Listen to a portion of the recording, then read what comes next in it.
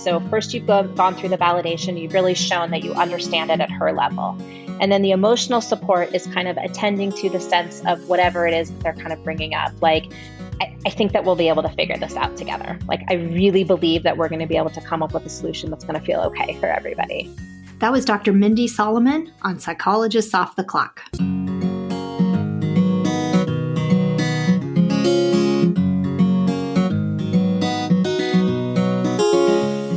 We are 3 clinical psychologists here to bring you cutting-edge and science-based ideas from psychology to help you flourish in your relationships, work, and health. I'm Dr. Debbie Sorensen, practicing in Mile High, Denver, Colorado, and co-author of ACT Daily Journal. I'm Dr. Yael Schoenbrunn, a Boston-based clinical psychologist, assistant professor at Brown University, and author of the upcoming book, Work, Parent, Thrive. And from sunny San Diego, I'm Dr. Jill Stoddard, author of Be Mighty and the Big Book of ACT Metaphors. We hope you take what you learn here to build a rich and meaningful life. Thank you for listening to Psychologists Off the Clock. Psychologists Off the Clock is proud to be partnered with Praxis Continuing Education. Praxis is the premier provider of evidence-based training for mental health professionals. Praxis offers both live and on-demand courses with options for beginner as well as more advanced clinicians. Praxis is also known for its top acceptance and commitment therapy trainers. So if you're a clinician and you want to level up your ACT skills, Praxis is the place. And if you're like us at Psychologists Off the Clock and you want to transform your clients' lives by learning how to effectively promote lasting change with evidence-based training, check out Praxis Continuing Education. You can get a coupon code on the offers page of our website, offtheclockpsych.com/sponsors. We are back with part 2 of our series on using strategies from emotion-focused family therapy, or EFFT. In our first episode in this series, we interviewed Dr. Adele LaFrance, and this is part 2 where we have Dr. Mindy Solomon, who's also a psychologist who uses this approach, and she talks about some clinical and really practical application of this model. I really like that she talked about the limitations of therapists, because if you just have one person or even 2 people in your office, those are the only people that you're actually working with. But if you're having an impact on how those people relate to other people that are close in their lives, so if you have a parent in your office and you're teaching them skills of how to relate differently to their kids, it gives you a lot more leverage to have a larger impact on the family.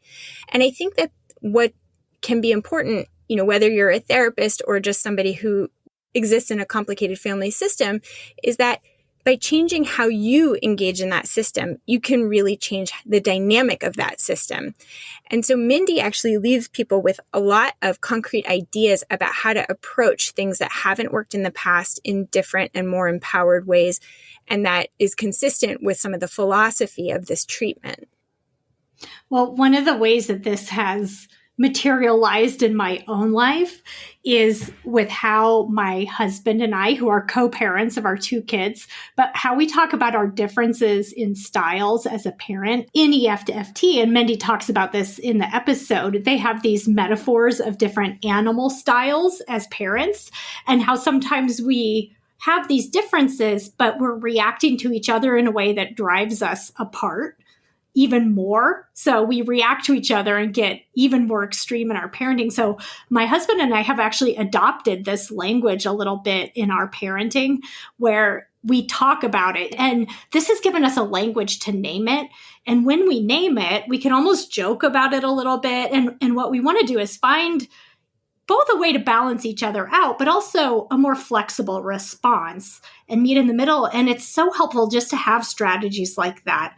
Things that you can do and say that will help you understand what's happening and know how to respond effectively. It's diffused a lot of situations where we would typically be butting heads against each other. Yeah. So again, this treatment has a scientific backing, but what it'll leave you with a lot of great skills of how to approach complicated situations in close relationships. My guest today, Dr. Mindy Solomon, is a psychologist in Denver, Colorado, with over 20 years of professional clinical experience with children, adolescents, and families. She's the founder of Mile High Mental Health. Mindy served as the clinical director for Children's Hospital Colorado's internationally recognized eating disorders program for 12 years. She's published her work in peer-reviewed journals and presented at national and international conferences. She specializes in the scientific study and treatment of pediatric eating disorders and related conditions, such as anxiety, depression, and OCD. She's a dedicated teacher and mentor who has supervised the work of dozens of psychologists, master's level clinicians, medical students, and psychiatry residents and fellows. She's a clinical associate professor with a faculty appointment through the University of Colorado School of Medicine. Mindy is a certified advanced therapist in emotion-focused family therapy and is a certified eating disorder specialist with advanced training in and experience with family-based treatments for eating disorders. She offers trainings and workshops in EFFT for families and caregivers. Welcome, Mindy. It's great to have you here. Thank you. Thanks for having me. Well, it's our pleasure. I'm really looking forward to the conversation. In the previous episode that I just recently released, I interviewed your colleague, Dr. Adele LaFrance, about emotion-focused family therapy. And today we're going to continue that conversation by talking a little bit more about the clinical applications of EFFT for families, especially families where someone is struggling with some sort of mental health condition or challenge, emotional challenge of some kind. And so just for listeners who are tuning in, if you would like it, I'd recommend going back and listening to that episode with Adele, because we're going to be building a little bit. She laid the groundwork and we're going to be building a little bit on, what she talked about. So check that out. So Mindy, am I right in assuming that you first started using EFFT in your work with eating disorders at Children's Hospital when you were working in that setting? Yes. So I kind of came across EFFT serendipitously. I had been working at Children's for a while, and we did a lot of work with families. That was kind of our primary thing, was bringing families in and doing as much work as we possibly could with families, really trying to look at them as they're the resource. They're the main resource that we kind of have. And we were using kind of an adapted family-based treatment model. Family-based treatment is kind of the gold standard evidence-based treatment for eating disorders for adolescents, but it's an outpatient model. And so we had to do a lot of adaptation to bring it into a higher level of care model. And what I was finding was that for the families that it worked well for, it worked really, really well for. They would kind of go through our program, they would go through our phases and kind of do the things that we predicted that they were going to do and kind of the struggles that they were going to have at particular times. And then there would just be families where no matter what we did, no matter what they did, they would just seem to hit these roadblocks, and we just didn't have a great way to get underneath them. And these would often be families that we'd see for, readmissions, but also sometimes families that were just there for the first time, and it wasn't really tracking with kind of what we were seeing with our regular model. And so I was really looking for, what else could we do? How else could we kind of get underneath these issues? How else could we kind of look at some of these things to maybe loosen up some of the barriers that we were finding? And it just so happened that Adele was looking to be moving to the Denver community, and she was reaching out to people that were working in eating disorder treatments. And we connected. This was the first time I'd ever used Zoom in my life. This was pre-pandemic, obviously. This was in 2016 or 17. I know. I got this email invitation that said, come to my Zoom meeting. I had no idea what it meant. Honestly, I thought, is this woman going to show up in my office? Like, what is this Zoom meeting? I clicked on the link and met her for the first time. And I had read some of her papers that she had sent me, and it was sparks kind of went off. Like, I fell in love with the model. I was like, this is what we've been looking for. This is the answer. This is how we get underneath and kind of loosen up some of the stuff so that we can kind of get back on track to doing some of the more behavioral interventions that we were trying to do with our eating disorder treatment. And, I met her and we talked in that first meeting, and it was just everything about how she had come to create the model and what EFFT kind of stood for just really resonated with what we were looking for in the program. So we started kind of using it. We started teaching parents some of these skills. We started using some of the techniques. We did a training for our staff to to kind of get this new lens on how to look at things and how to look at some of the families in a different context that we were struggling the most with. So that's kind of how it all started. Well, this is great. And there's a couple, so it's lucky that happened that way. Fortunate timing. Yeah. Yep. I'm curious about two things about what you said, that maybe you could just unpack a little bit. The first is why, so specifically with eating disorders, but I also think more broadly, especially with young people, why is it so important to engage families and caregivers? And then also, what was like the piece that EFFT, could you just tell us a little bit more about the piece that EFFT brought in that seemed most helpful in your work? Yeah, those are great questions. So starting with the first one, why families and caregivers? And I'm sure that Adele talked about kind of the neurobiological connection and the power of that attachment between caregivers and kids, and how indelible that is and how powerful that can be. That's one. And two is kind of logistics, like parents and caregivers are with their kids far more hours than we as clinicians are. And so the capacity for caregivers to be able to have influence over their kids just for sheer sense of how much time they spend together and how well they know them, then add the neurobiological power that kind of comes with that relationship. And it's kind of becomes like a kind of an eye-opener, no-brainer of course we want to involve parents and caregivers in their child's care. One of the worst feelings in the world for a parent is to not know how to help their child. And being able to put tools in the hands of parents to say, no, like, I want to really empower you. Like, you do have this. It's in your gut. It's in your DNA. It's in your bones on how to connect with this person. Right. And that's really what we want to unlock the power of that and the power of that potential to be able to do that. And interestingly, it's kind of a sidebar, one of the tenets of family-based treatment for eating disorders, totally separate from EFFT, is empowering parents. And that was one of those things that we could say, because this is one of the things that we do, is we really want to empower you as parents to do this, but we didn't know how. And that kind of leads into your second question of what it was that kind of sprung out to me as like, oh, this is why EFFT is going to work for this, because it really goes into the, how do you empower parents? Why do parents feel disempowered? How does it become like that? How does it get to the point where parents are feeling so helpless and hopeless and not knowing how to help their kids that we need to empower them, right? And so it was that really sparked the, not only does this support kind of what we're already trying to do, but it really breaks down in a really supportive, non-judgmental, loving, compassionate way what happens to relationships that makes it so that parents are feeling so lost as it relates to being able to help their child. And like I said, it's one of the worst feelings that you can have as a parent is watching your child suffer and not knowing how to reach them. So being able to have some useful tools and to be able to compassionately and gently help parents realize that this is what's happened and that they can get this back. It was kind of magical in a way, to be honest with you. At first, I thought it was a little too good to believe. I kept saying, like, am I like drinking some Kool-Aid? Because this is really magical, powerful stuff, and really being able to get parents who are feeling really, really lost and really hopeless and really helpless and really estranged from the emotional landscape of their child to really feel empowered and engaged and hopeful. Being able to watch that transition and then just watch how that affects kids. Kids always talking about like, I just want you to be my mom. I just want my mom. I don't want a therapist. I don't want somebody clinical telling me what to do or how to do it. Like, I want my parents. I want my mom. I want my dad.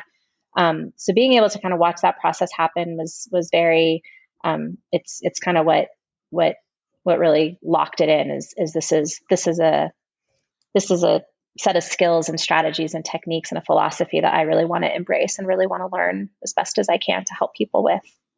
Yeah.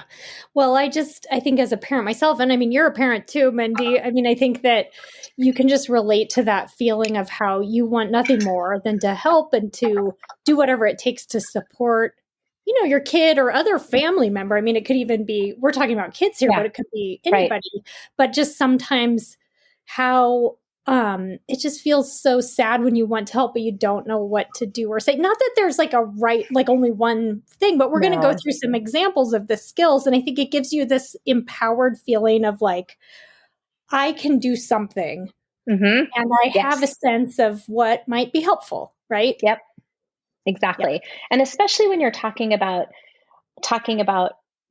a child who's having some mental health or behavioral health struggles, where a lot of what you get as parent is, this is what you need to get your child to do. So in the case of an eating disorder, right, like anorexia, for example, my child's not eating or not eating in the right amounts. And the intervention is you need to get them to eat more. It's a behavioral intervention. It's something that you need to get your kids to do. So that, in one hand, it's like, okay, here's a role for me. Here's something that I can do, some way that I can be involved. But when there's an emotional barrier that kind of comes in between you and your child being able to do that, and you don't know what to do, then you become really disempowered and really that's where kind of that spiral of helplessness and hopelessness really comes in as a parent, because you're being told this is what I need to do, or this is what I need to do, but you're not able to access your child. You're not able to kind of get there. And then when the emotional suffering comes along with that, right? Because obviously, if whatever behavior they're doing or not doing, that's there because of some emotional suffering that they don't have any other way to process. So when you bump up against that emotional struggle and you don't have a way in, it really creates a sense of disempowerment. It really creates a sense of disconnection, and it's really debilitating, I think, for a lot of families.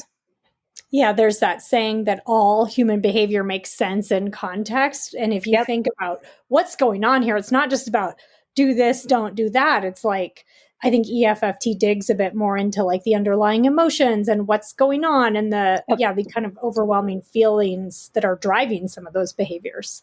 That's right. That's exactly right. That really, really taking that lens of all behavior makes sense, right? Like everybody's doing the best they can with what they've got. That's a big mantra in EFFT, and it's one of the ones that I hold really close to my heart and think about all the time. Is everybody is doing the best that they can with what they have, and it makes sense in context. And when you can approach things from that non-judgmental, non-directed way, in a sense, it really helps kind of open up your ability to connect with people and really help you get underneath whatever struggles are happening and loosen up the barriers that are there to being able to do the things that we need to do to be our healthiest. Yeah. Yeah. If you're looking for a great way to support us here at Psychologists Off the Clock and make your life easier and healthier, you should go to my new favorite online store, Thrive Market. Thrive Market carries all your grocery and household essentials with the convenience of getting everything online and then quickly shipped right to your door. And right now, you can get 30% off your first order plus a free $60 gift if you go to thrivemarket.com/POTC. I love that I can use specific filters to curate my shopping experience so I can find organic meats and low sugar snacks for my kids. Plus, when you join, they give to a family in need. How cool is that? So join in on the savings with Thrive Market today and get 30% off your first order plus a free $60 gift. Go to thrivemarket.com/POTC for 30% off plus a free $60 gift. That's THRIVE market.com/POTC. thrivemarket.com/POTC. I know I talk about my kids a lot, but I also have two adorable dogs, Tilly and Hazel. We love to spoil them, which is why we love Whole Life Pet. Whole Life Pet makes single ingredient treats, meal mixers, supplements, and hydrating snacks for both dogs and cats. And if you try out Whole Life Pet, you're surprising your pets with fun new flavors while also supporting Psychologists Off the Clock. Visit wholelifepet.com and use promo code POTC to get 25% off your first order with free shipping over $50. When I open the Tuscan Blend Bistro Bowl meal mixer to add to Tilly and Hazel's food, they start wildly sniffing and can't wait to dig in. The best part is Whole Life Pet uses a freeze-dried process that locks in nutrients and freshness, and they never add chemicals, additives, preservatives, or anything artificial. Visit wholelifepet.com and use promo code POTC to get 25% off your first order with free shipping over $50. If you're unsure about what to try, you can fill out their short questionnaire by clicking the red Start Today button on the home page. It will ask you a few questions and make custom product recommendations for your pets. Visit wholelifepet.com and use promo code POTC to get 25% off today. So tell us a little bit about the work that you do now, because I think, so you were working as the clinical director in this eating disorders program, and now you're in private practice at Mile High Mental Health. And I think that you still do similar work, but maybe like, what are some of the kinds of struggles you see and the kinds of families that you work with? Yeah. So I mean, one of the main impetus for me to go off on my own was that I wanted to do more work with families. Even though we were doing a ton of work with families at Children's, obviously our patients, our clients were still primarily the kids and running the program. And I really wanted to be able to work more individually with families, go a little bit deeper with them, be able to get a kind of a deeper dive with some of the things that were going on. So now in my practice, I do see I see a smattering of individuals and families, but really what I'm focusing on is just families in general and relationships in general. I'm really trying to help make relational skills accessible using the EFFT model to guide a lot of the interventions and different things that I'm doing. So now, I'll see families that have, maybe a child or adolescent with any sort of behavioral or mental health condition. Sometimes I see families that have grown children, adult children, and I see, maybe they're estranged or maybe they have a difficult relationship and they want to improve that. So I'll work with families in that situation. So kind of runs the gamut, but just really focusing on the relational components and the emotion focused techniques. Yeah. And you do those workshops for parents and caregivers as well, which Yes. I did one and it was fantastic, super helpful. Yeah.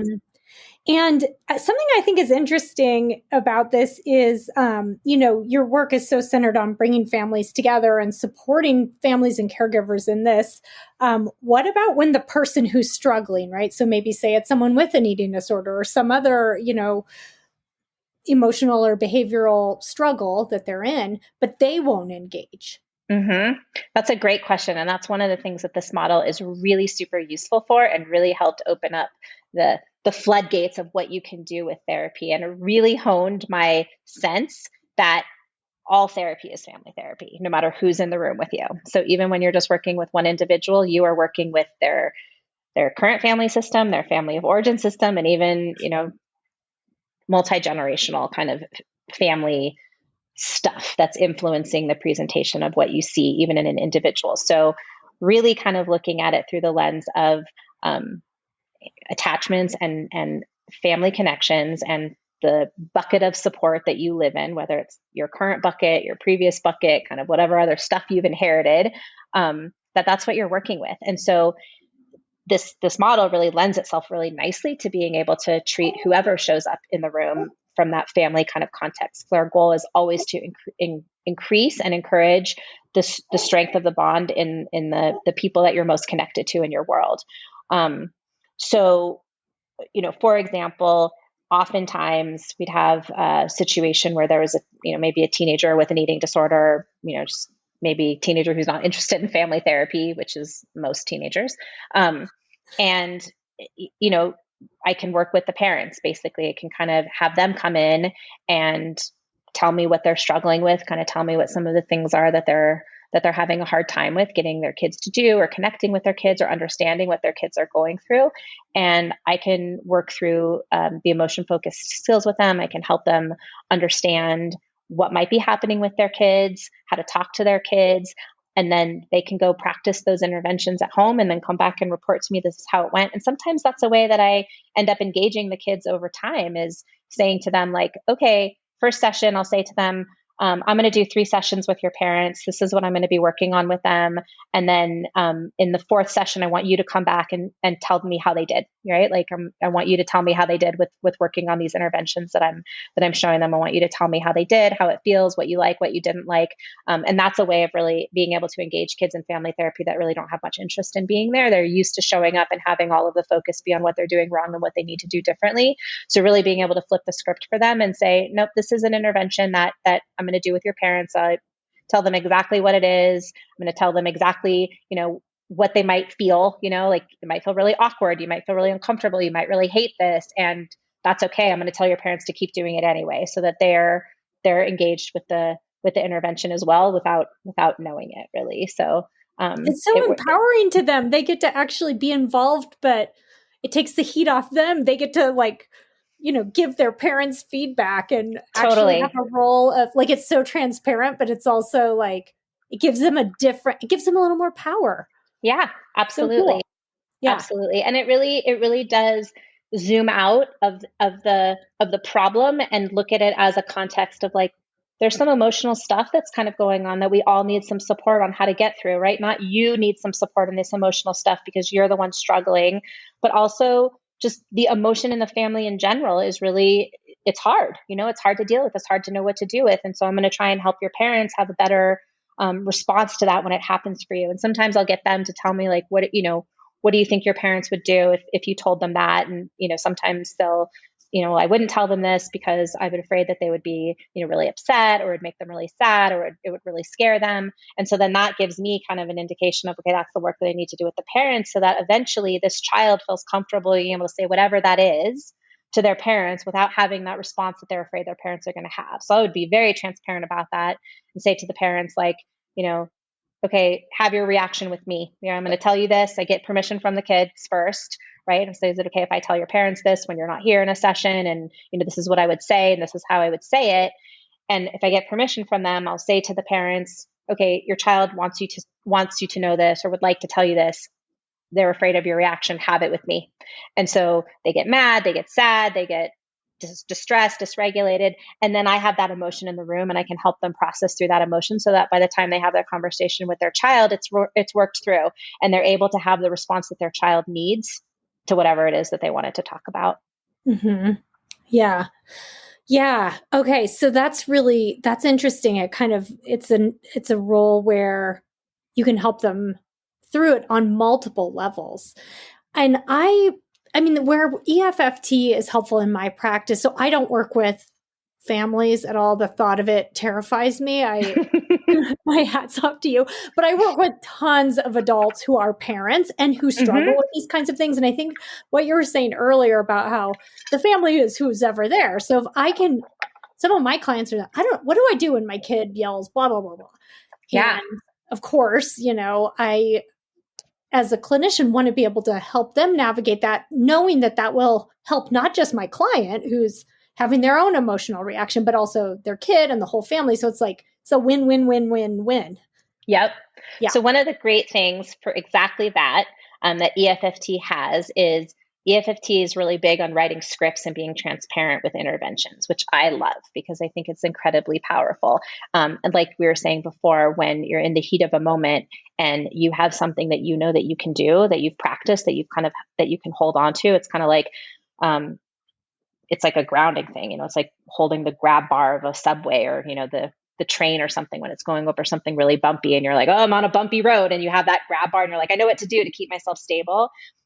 So you can write scripts with parents for these difficult moments, so that their systems can practice what it will feel like to be in that moment, so that it doesn't rock their system like a jolt on a train, so okay, I know what to do in this scenario. So it doesn't elevate the parent's nervous system to that point of kind of freaking out or getting really distressed or dysregulated when their child is really distressed and dysregulated. So oftentimes what I'll do with parents is, if they're struggling with something like you're bringing up, like, I don't know what to do when my child does this, or, my child gets this way and I lose it, or I don't know what to do.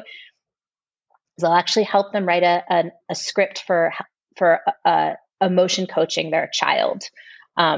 So emotion coaching is one of the skills that we teach in EFFT, and it's a 2-step process, it's a 2-step skill. I don't know if Adele talked much about this in particular.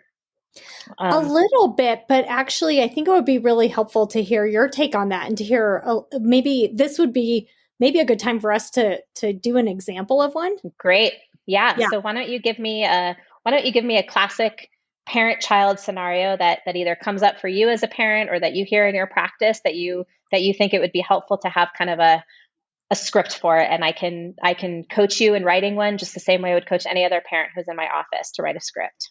Okay. So this is great. So I'm the parent and you're going to be you, and we're going to show people a demo of what this is like. So exactly. Okay. So I think a situation that, happens a lot that I feel like I do not handle super well is, so I have two kids, and when they fight with each other and usually it's because something's not fair. Like one of them gets to do something or take someone's toy without asking, or like they get, one more cookie or whatever the case may be. Yep. And they just like start yelling at each other, fighting, saying terrible things, that kind of thing. And I think sometimes my responses are not so great to that. Yeah. You stop it right now. The system, and you fall into your old patterns of how you want to deal with that. Mindy, I will tell you, recently they were fighting over a balloon, which is kind of ridiculous because they're 9 and 7. And it's like, really, they were fighting over a balloon. I threatened to pop it if they didn't stop fighting. I mean, ridiculous. Nice. I was just so like, knock it off, which it wasn't the worst thing in the world, but it was certainly not my finest moment. Right. Sometimes things are effective, and then in retrospect, you're like, well, I don't think it was effective. It escalated the situation. Well, balloons are good metaphors, but so that's great. And I think that's probably really, really common, right? So what I'm going to suggest that we do for simplicity of our demo is to have you focus on one of your two children, right? Maybe the one that has more emotional distress in these kind of, the one that needs a little bit more emotional support to kind of get through some of these instances. Now, in real life, right, often you're playing emotion coaching whack-a-mole when you have more than one kid, because you're going to emotion coach this one over here, and then you're going to have to switch over to this one over here and do these things for both of them, right?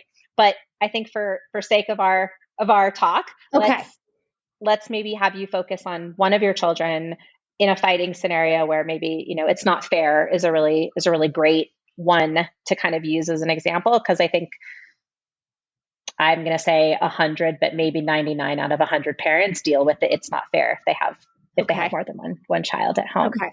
Yeah.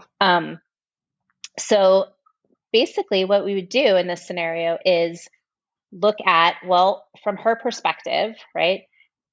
Why is it not fair? Like, let's kind of brainstorm together, from her perspective, why it wouldn't be fair that her sister gets to hold the balloon for 10 seconds longer than she does, or why her sister gets to hold the balloon and she doesn't, or whatever the unfairness is. From her perspective, it was not fair because it was her balloon. She was the one who found it and who, blew it up and tied it, and it was hers, and it was not fair because her sister took it. Without asking her. Yeah. So that makes a lot of sense why she'd be pretty angry about that situation. So emotion coaching has 2 steps. The first step is validating from her perspective, right? So this first step is really showing her that you understand the emotional space that she is in, that it makes sense from her perspective, right? So oftentimes I use this example of like, if somebody's, looking over there in the corner and they're saying like, there's a fire over there, right? Or there's a bear coming at me, and there's no bear, and it's the most ridiculous thing ever. But you kind of turn and you look and you see the shadows or the outlines of whatever it is that they're looking at. And you're like, okay, kind of see how that would be a bear to her, right? Like I kind of see where that's coming from. So validating is basically saying, I'm going to twist myself to kind of look at things through your perspective as best that I can to understand what you're seeing in your world and how it kind of fits for you, right? So you do that step by coming up with 3 becauses, right? 3 reasons why whatever it is that they're saying makes some sense from their perspective, from their worldview. So I understand why you would think that this is totally unfair because you found the balloon, right? Like this was your balloon to start with. And why else might it be really unfair that whatever's happening, that she has to share it? I think because she's really excited about it, and it doesn't feel very good when someone else takes it away. Yeah. So you were really excited about this balloon that you found, and it feels really unfair that you're going to have to share it with somebody else, that you don't get to have it all for yourself. Right. And then in the case of siblings, you can usually kind of go for the slam dunk, which is, you always feel like you have to share with your little sister, or it always seems like your big sister gets to have this thing that you don't get to have, right? Like kind of the real core of what's driving that emotional heat, right? Like we know they're not really fighting about the balloon. Like you said, it's kind of ridiculous. But what they are fighting about is this deeper kind of this sense of unfairness, this anger of like, I want to set my boundary and set my parameter and have my voice. And here's all the reasons that I understand why that would be happening with this example of the balloon, right? Like I found it. That's kind of the balloon example. I was really excited to be able to play with it. And I always have to share my stuff with her. Yeah. Right. There's like an anger about that feeling that she's always getting a little more. She always takes my stuff. Yeah. Yeah. Yeah. You always have, you always make me have to be the one to go to her level, like all the little sister stuff, right? Like it always has to be me. She never has to share with me when it's something that's really important to her, right? Those are all the kinds of things that might be kind of happening for an older sibling, having to share with a younger sibling or something that's not fair. So that first step is you really kind of coming up with, from her perspective, why it makes sense that she'd be really holding her ground on this and it's really not fair and getting really emotionally escalated. Okay. So on the script, we have like that validation and kind of the reasons. We write out the 3 becauses. So I would be writing out all this stuff. So it's not fair. I understand why it's not fair because you found this and this was yours and because this was really special and you were really excited to have it all for yourself. And you always feel like you have to be the one to share with your little sister and be the one to have to be the, take the higher ground or, set the example or whatever words might be right for your family. Yeah. Okay. Yeah. So then what we would do after we've written those three things down is we'd practice them with each other, right? So first I would read them back to you and have you kind of assess like, yeah, do those words fit? Does that kind of hit what I know about my child, kind of the way that I know her to be? How would that sound to her? And then if we need to make any adjustments to the wording or change things up a little bit, we can do that. And then you get to practice saying it to me a few times. So that's your practice of being able to train your system to kind of go to this grab bar, right? Of the more you practice it and the more you say it, the more natural you kind of feel, the more likely you are to be able to grab it when you're kind of in that bumpy kind of road. Mm-hmm.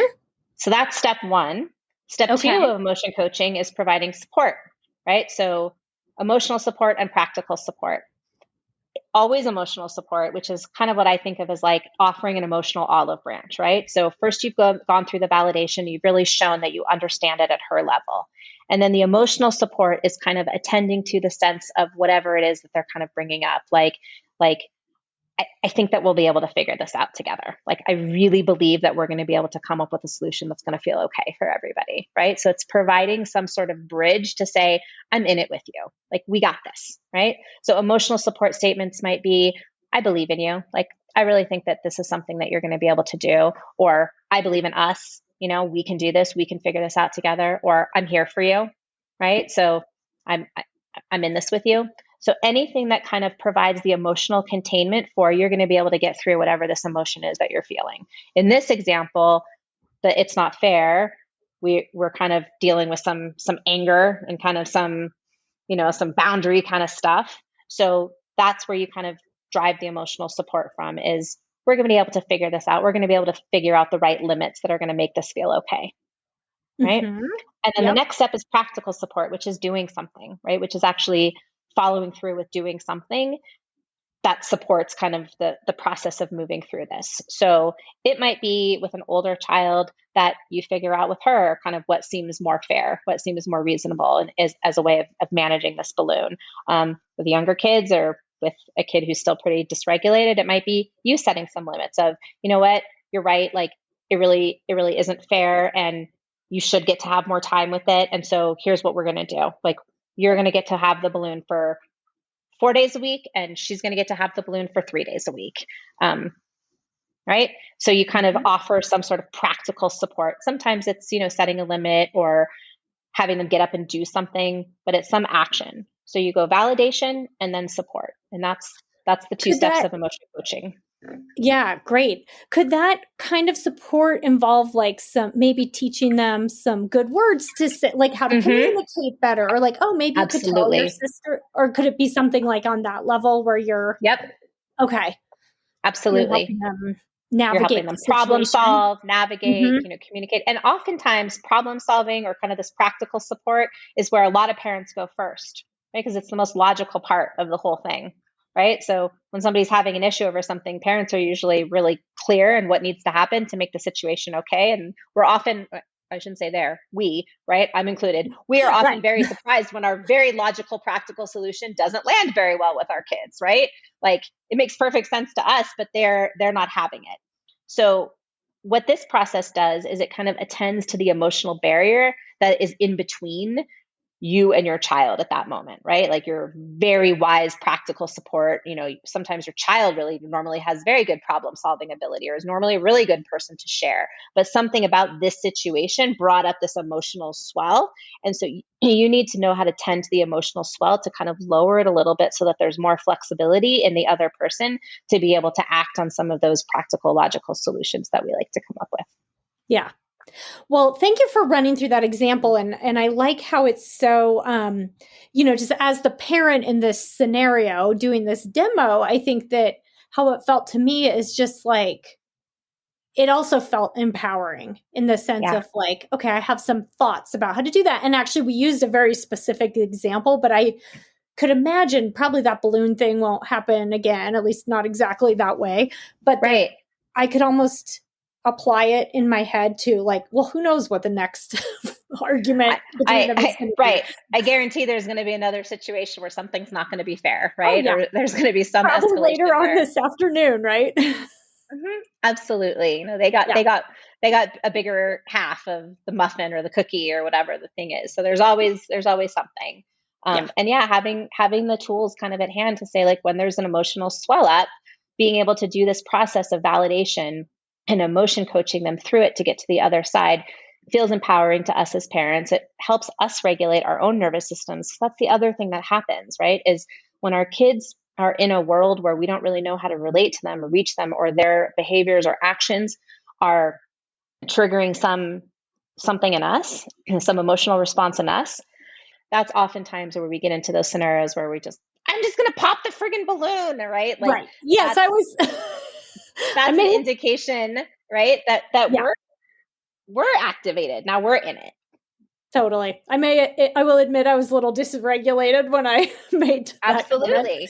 Well, that's a perfect segue, actually, because I wanted to ask you about, in EFFT, there's this idea of blocks, right? Like caregivers get riled up, they get their own emotional dysregulation. And I was wondering if you could just talk a little bit about those emotions driving parents' behavior and maybe some examples of the kinds of things that you might see that parents kind of, I don't know, do that's less helpful. One of the ways that we like to talk to parents and caregivers about emotions and kind of their responses and kind of what goes on with them is this really great animal model metaphor that EFFT uses. It's from the work of Janet Treasure, she's from Great Britain. She does a lot of work working with family members of people with eating disorders, and this work came out of her research. But essentially, we look at things in kind of these two categories. One is parents' emotional response styles, so kind of looking at our own way that we tend to respond emotionally to emotional situations.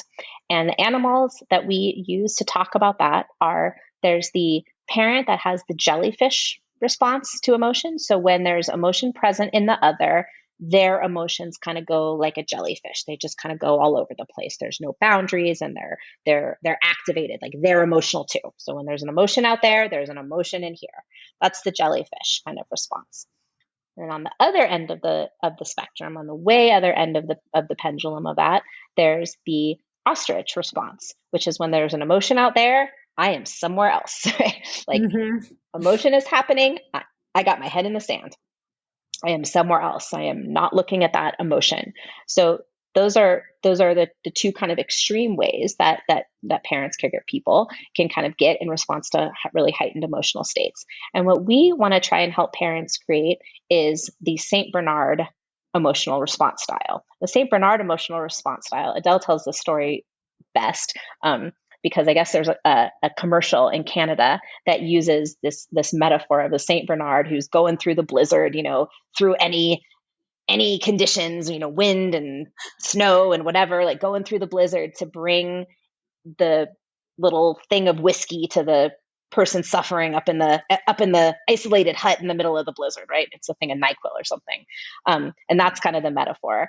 And that's the emotional response style that we want to help get towards, which is consistent, reliable, warm, there, kind of through whatever emotional storm there is going on, you're available and you're attainable, and you're there with kind of the special sauce that's kind of needed, right? So that's how we talk about that, and that's kind of the emotional response that we want to try and work towards. And then the other thing that we think about is our own caregiving styles, so our own caregiving responses. And the animal models that we use to talk about caregiving responses is we have kangaroo parents, which is what you might imagine, kind of the protective and more of, you think of like the kind of more nurturing and keeping somebody in your little pouch protected from everything that's bad in the world. And on the other end of that spectrum, we have the rhinoceros parenting style or caregiving style, which is kind of urging people along, like, just do it. Like, let's just get it done. Let's just like make it happen. We got to get this done. And the caregiving response style that we encourage parents towards, the middle ground, is a dolphin response style. Dolphins are flexible swimmers with their young. So they can swim out in front and lead the charge if that's what's needed. They can fall behind and kind of watch from behind and kind of nudge along if that's needed. And they can also swim up around the side and keep their little ones protected, and kind of on the path, like if they need to. So the dolphin response style is kind of this flexible, being able to kind of meet the needs of the child wherever they kind of are. So we talk about that as kind of the foundation of this applies to everybody. There are no parents that come out as they are always St. Bernard dolphins. We think a lot of times some of our parenting falls into that St. Bernard dolphin. But when times are troubled, when there's a lot of stress, when there's a lot of distress, when there's a lot of dysregulation, we go to our natural response style automatically. It's hardwired in. And so in order to do something different, it requires skills and practice and retraining your brain and knowing what your default is and knowing where you tend to go. And then being able to kind of work towards, how do I get more, in this situation that tends to trigger me or dysregulate me or get me into my jellyfish or get me into my kangaroo caregiving response, what do I personally need to do to turn one step towards that middle ground? Like, what is something that I can do to regulate myself to act more like what I want in kind of the middle? And interestingly enough, I'll just kind of say a word on co-parents, right? When there's two parents or more involved, we tend to polarize each other's response styles. So oftentimes in a couple, you might see that one parent is more of a jellyfish and the other one is more of an ostrich. You also might see that one parent is more of a kangaroo and the other one is more of a rhinoceros. And we inadvertently polarize each other. What happens is when parent A goes into kangaroo mode and parent B sees that, they're like, oh, I need to be more rhinoceros to kind of counterbalance that kangaroo. And then the kangaroo is like, oh, he's going rhinoceros. I need to be more kangaroo to counterbalance that rhinoceros. And where you might have started kind of more in the middle, right, with just a little edge towards your style, once you see each other kind of interacting, you tend to get farther and farther to the extreme. And we end up inadvertently kind of polarizing and reinforcing each other's response styles. I mean, that hits very close to home. Actually, I was about to say that I think sometimes, my co-parent, my husband and I will get like more and more opposite as things escalate, where I'm more kangaroo and he's more rhinoceros, which I would imagine is often the case with heterosexual couples. And it's like, but then I think he thinks I'm kangarooing too much, which makes him rhinoceros more. Yeah. Yep. Yeah. Absolutely. And so we like to talk about that. Yeah. Yes, because it's non-judgmental and it's non-threatening and it's just how we are as people. It's nothing about who we are personally. It's just kind of getting to know our own response styles and where we tend to go in times of stress so that we can look at it objectively and be able to say like, oh, right? Like I'm noticing that I'm feeling a little protective, or I'm noticing that I'm feeling really emotionally overwhelmed myself. And like, what can I do as the parent in that moment to kind of regulate myself to do what I need to do so that I can come back to the situation, respond in a more St. Bernard dolphin kind of kind of way. And that's really the essence of what caregiver blocks are, is kind of recognizing what your tendencies are, what your Achilles heels are, so to speak, what kinds of things tend to send you into that space. And the more you're aware of that kind of stuff, then you can work on it.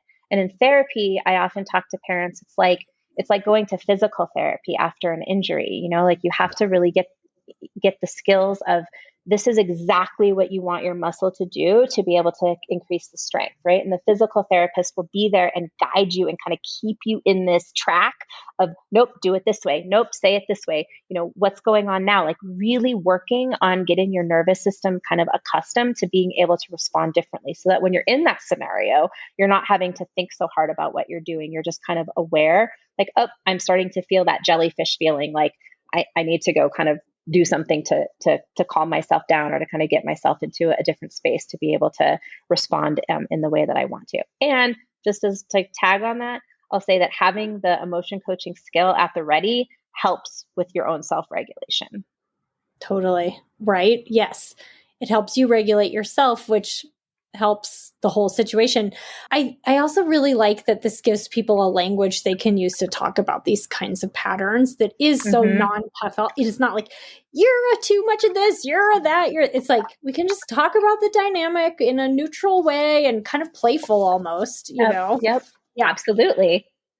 What would you say to someone who is hearing this and thinks it all sounds good, but is like intimidated by it, maybe because it's very far from what they're doing? Like the script sounds good, but like that just, they're worried maybe that they'll get it a little bit wrong, or that it's like feels like a big leap for them. Yes. I'm so glad you asked that question, Debbie.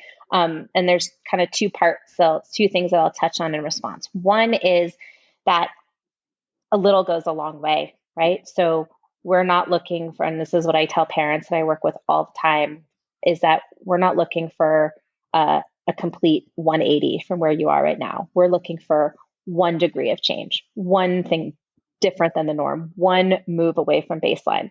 One of the examples that Adele used in one of my early trainings I've held on to is like, if you're mummified, if you're looking at somebody that's totally mummified in a really rigid stuck, like they're just in that position and nothing is happening, and then all of a sudden a little finger wiggles, that finger wiggle is super exciting, right? Because it is such a change from baseline, which is completely stuck and mummified.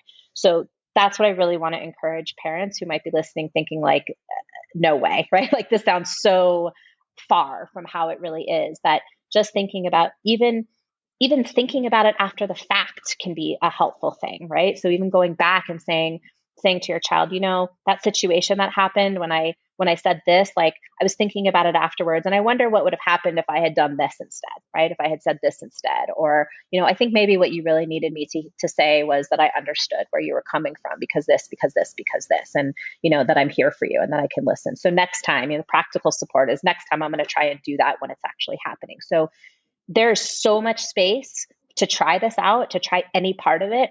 Sometimes, Debbie, I even tell parents, even if they can't say the words for the emotion coaching to their child, just saying it in your head, just taking the moment to pause and think, if I were going to validate my child in this moment, what kinds of things would I come up with for my becauses? Even trying to think of the becauses in real time can slow you down enough to feel that connection. And people really do feel the heart and the spirit of wanting to do this, right? So if you've been somebody who's been really stuck in the way that you've been interacting with your child, and you do anything that kind of takes you into the mode of like, oh, I really want to try and understand what's going on with you a little bit better. I really want to try and be in this emotional place with you. Even if you bungle everything, even if you only use one because, even if you, do whatever, the spirit and the heart that kind of comes with, I really want to get you. This is really important to me. You're really important to me. That speaks volumes and can really change a really stuck dynamic and create more flexibility in a system to be able to try some of these things and do some things a little bit differently. Yeah, that alone can be a big shift. Absolutely. What about so one of the things that's in EFFT is the therapeutic apology, which I think is kind of along the lines of what we were just talking about. And that can be really powerful, right? Mm-hmm. Yeah. So therapeutic apology can be tremendously valuable. I kind of look at it as like, I always say it's kind of like on a powerful superhighway when there's been a spill, like a big Mack truck spilled some of their load, and so it kind of alters the flow of traffic on the highway. So when something has happened in your relationship, that kind of, it's not going to break the connection, even if it feels that way. But parents and kids are hardwired in, so that superhighway is it's there. But sometimes things happen, and we make mistakes, and we do things that in retrospect we're thinking like that was maybe not the best thing to do, or maybe that was, caused some unintended harm. You can go back and basically attend to that spill and basically say, and it's a very deep validation of the child's experience, right? So in the therapeutic apology, it's a little bit more of a kind of more thought out, more intensive intervention that I'd work on with parents to kind of come up with what to say and how the therapeutic apology goes. But the intention is really what you're saying, is to kind of go in and say, that thing that happened, and then really empathizing with what the experience must have been like for the child. And that really does a lot to kind of remove some of the blockage on the superhighway. Yeah. And a mini version of that is kind of the do-over, right? Which is what I kind of modeled, right? Which is, I was thinking about that situation that happened earlier, and what I should have done, what I think I should have done instead was validate you, or, should have said, like, I understand why you're feeling this way because this, and I'm here for you, and we can work this out. And then maybe we could have problem solved together. So even kind of doing that in vivo do-over kind of thing can go a long way to clearing up and kind of helping somebody feel understood and emotionally more regulated. Well, I'm going to give myself a point because I did apologize for the balloon popping threat, although again, it's not that big of a deal, but later I was like, I'm sorry, because it made things worse, and I owned it. So good for me, right? Good for you. Absolutely. Recognize it was not my finest. And that's the beauty of all of this emotion focused work, is that there really is no perfection. I think you started off by saying that there's no right way to do it. And there's so much room for being able to have everything be part of the process. So, Adele always says this. I think it's like the quote on the website, or it used to be, it's not what happens, it's what happens next. So there's never a period in EFFT. It's never the end of the sentence. It's always what happens next. So if you realize that you did something in a way that you wish you hadn't, go back, do a redo, do a therapeutic apology, try the emotion coaching next time. So it's always thinking about, it's not what happens, it's what happens next. Yeah, I love that. And I think that just, again, speaks to this ongoing sense of family care and caregivers being supportive, even, down the road as people are older and adults. Yeah.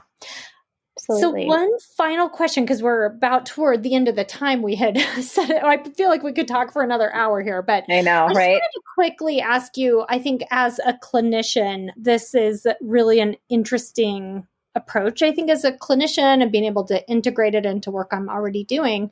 And could you just say a couple words about clinician blocks and like some of the ways in which it kind of maps on, the work maps on for ourselves as clinicians as well? Absolutely. Because, blocks are human, right? We call them caregiver blocks, clinician blocks, but those are just the labels of the role. Like, the blocks themselves are just part of being human. We all have our own stuff that kind of rattles our nervous system. And so for clinicians doing this work and being trained in this work, a lot of it is doing your own personal, like, looking into what are some of the things that kind of rattle you as a clinician, that kind of take you out of your more therapeutic stance, or, get you a little bit off kilter. So for clinicians, it's really being willing to kind of take a look at that too, and think about our own patterns of responses, or how we respond to parents that we're working with, or families that we're working with, or individuals that we're working with, kind of which, and they're in the same buckets, it's emotional response and kind of how we respond to people. So do we tend to be, do we tend to kind of be in our own emotional space? Do we tend, when our clients are displaying a lot of emotion, do we tend to go a little bit more stoic, and kind of distance ourselves a little bit from that emotion? And how can we as clinicians be in the St. Bernard, kind of containing the space, letting it be okay, whatever's kind of happening? So how do we do that for ourselves? And similarly with, especially with being in a helping profession, we're in a similar kinds of similar asks of, when somebody's really looking for our support, do we tend to be really protective and think like, oh, wow, like maybe I'm not giving my client enough credit for what they're able to do, kind of without being in my pouch, without kind of me telling them, what to do. Really, really looking at our own biases of how much we really believe in the power of instinct. And the way I look at it is what we're really doing is we're helping people remove the barriers to their own wisdom, to their own truth, to their own internal ability to heal and to kind of know what to do. So we're helping them reconnect with their intuition. So even by giving them these skills, and EFFT can be very directive in telling people what to do, but it's not like we are giving them this is what you're supposed to do. It's directive in the sense of this is a way to kind of clear your own block so that you can pay attention to your own intuition and hear it loud and clear. So that's kind of how I look at it and what our role is. And being able to do that for yourself means being able to look at where your own blocks are that are preventing you from being able to have that clarity when you're working with people. Well, that's great. Very inspiring note to end on here. I really appreciate it, Mindy. This was really fun. Yeah, it was so fun. So good to talk to you and good to hear more about this. Can you tell folks who are listening where they can find out more online about your work and maybe any resources that you want to point anyone toward? Sure. So my website, which has all my stuff and all of my work, is just milehighmentalhealth.com. So www.milehighmentalhealth, all spelled out with no spaces, .com. And there's also links on there to all the EFFT resources. There's a couple of different websites where you can read more about the model and the interventions, and you can look to my website for any caregiver groups that might be coming up in the new year, or any other EFFT or related activities that we might be offering, and in addition to all of the ones that are offered throughout the country that you can do virtual or in person. Great. Well, I highly recommend taking a workshop if for listeners who are interested in this, if you have a chance, because I did yours and it was terrific. So definitely people will be on the lookout for those. And thank you again, Mindy. It was really nice talking to you today. Thanks so much, Debbie.